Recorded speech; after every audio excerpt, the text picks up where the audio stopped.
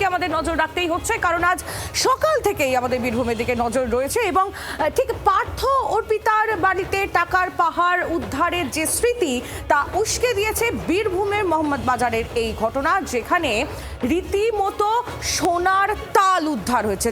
তাল তাল সোনা সেখানে উদ্ধার এবং তার পাশাপাশি 15,75,00,000 টাকা ক্যাশ এখনো পর্যন্ত উদ্ধার। টাকা গোনার কাজ এখনো চলছে। পাথর ব্যবসায়ী টুলু মণ্ডলের আত্মীয়র বাড়িতে উদ্ধার হয়েছে এই যাবতীয় সম্পত্তি, কুবেরের ধন বলা যেতে পারে। পুলিশ সূত্রে খবর, এখনো পর্যন্ত 15 কেজি সোনা এবং নগদ 15,75,00,000 টাকা উদ্ধার। টাকা গুনতে 5টি মেশিন আনা হয়েছে, একের পর এক ট্রাঙ্ক ঢুকছে। আপডেট কিছু রয়েছে কিনা একটু জেনে নিই, সরাসরি নজর রাখবো সেখানেই। আমাদের প্রতিনিধি প্রসেনজিৎ মালাকার আমাদের সঙ্গে রয়েছেন। প্রসেনজিৎ, এখনো পর্যন্ত কি আপডেট উঠে আসছে? অঙ্কটা এই সম্পত্তির, বিপুল সম্পত্তির, বাড়লো নাকি?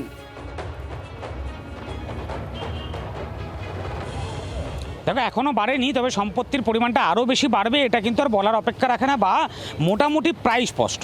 এখনও পর্যন্ত আনুমানিক ক্যাশ উদ্ধার হয়েছে 15,75,00,000, পাশাপাশি 15 কেজি সোনা। কিন্তু এখনও সেই গোনার কাজ চলছে, কারণ তুমি সময়টা দেখো, প্রায় মধ্যরাত থেকেই তল্লাশির পরে এখন অবধি প্রায় সন্ধ্যেবেলা 6টা বাজতে চললো, এখনও পর্যন্ত কিন্তু তল্লাশি এখনও চলছে, গোনার কাজ এখনও চলছে।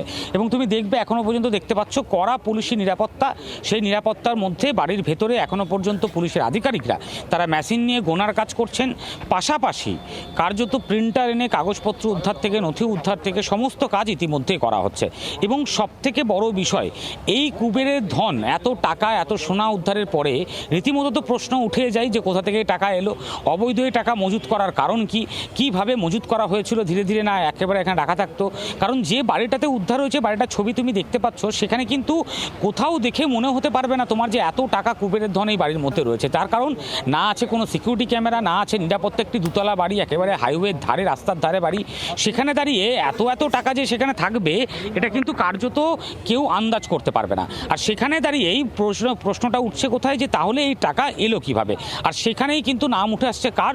নাম উঠে আসছে বীরভূম জেলার পাথর ব্যবসায়ী টুলু মণ্ডলের। কারণ যার বাড়ি, তিনি এই টুলু মণ্ডলের আত্মীয়। আর সেখানে দাঁড়িয়ে দীর্ঘ সময় পাথরের যে ডিসিআরের ব্যবসা সে টুলু মণ্ডল করেছিলেন। এই টুলু মণ্ডলের যে ব্যবসা, তার যে গেট, সেই গেটের দায়িত্বে ছিলেন এই ব্যক্তি। আমি শুনবো তোমার কাছ থেকে, ওই আপডেটটা নেব। একটু তোমার কাছে কনফার্ম হতে চাইবো, এখনো পর্যন্ত যে পরিমাণে সোনা উদ্ধার হয়েছে, মানে বুঝতেই তো পারছো সোনা এখন বাজারে কেমন দুর্মূল্য, সেই সোনার উদ্ধার হওয়া সোনার বাজার মূল্য কত বলে এখনো পর্যন্ত জানতে পারছো?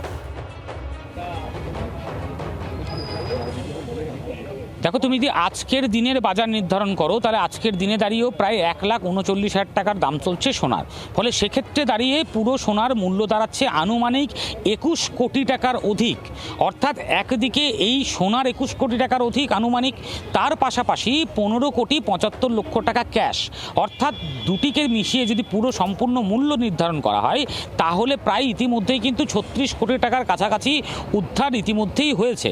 সেখানে দাঁড়িয়ে যে পুরনো ইতিহাস পশ্চিমবঙ্গ দেখেছে বিপুল টাকার সম্পত্তি, সেই রেকর্ড ভেঙে যেতেও পারে, এই সম্ভাবনা কিন্তু একেবারে এড়িয়ে যাওয়া যায় না।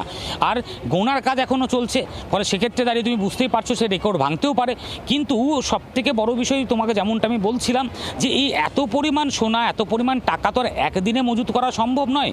তাহলে সেক্ষেত্রে দাঁড়িয়ে কবে থেকে এই টাকাগুলি মজুত করা হচ্ছিল, এবং ছবিতে যেটা দেখা যাচ্ছে যেভাবে মজুত করে রাখা হয়েছিল, অর্থাৎ একেবারে বলা যেতে পারে ব্যাগে ব্যাগে টাকা, আলমারির ভিতরে টাকা। ফলে এই টাকাগুলিকে যে একদম পরিকল্পনা মাফিক মজুত করে রাখা হয়েছিল। বোঝাই যাচ্ছে যে এই উদ্ধার হওয়া যে সম্পত্তি, বিপুল সম্পত্তি, সেই পরিমাণ সময়ের পর আরো খানিকটা বাড়তে পারে এবং স্বাভাবিকভাবেই তুমি সেদিকে নজর রাখো, আমাদেরও নজর থাকবে। ধন্যবাদ তোমায় প্রসেনজিৎ মালাকার, আমাদের প্রতিনিধি আমাদের সঙ্গে সরাসরি বীরভূম থেকে ছিলেন। আর আপনাদের আরো একটা ছবি দেখাচ্ছি, দেখতে পাচ্ছেন আপনারা, এই ছবিটা আপনাদের খুব চেনা। প্রথমবার যখন আমরা টাকার পাহাড় রাজ্যে দেখেছিলাম, তখন আমাদের সেই প্রথম ছবি এটা, পার্থ এবং অর্পিতার টাকার পাহাড়। এটি অপার টাকার পাহাড়ের সঙ্গে এই বীরভূমে উদ্ধার টাকার তুলনা করা হচ্ছে, কারণ বহুদিন পর আবার এত পরিমাণে ক্যাশ এবং সোনা উদ্ধার হলো।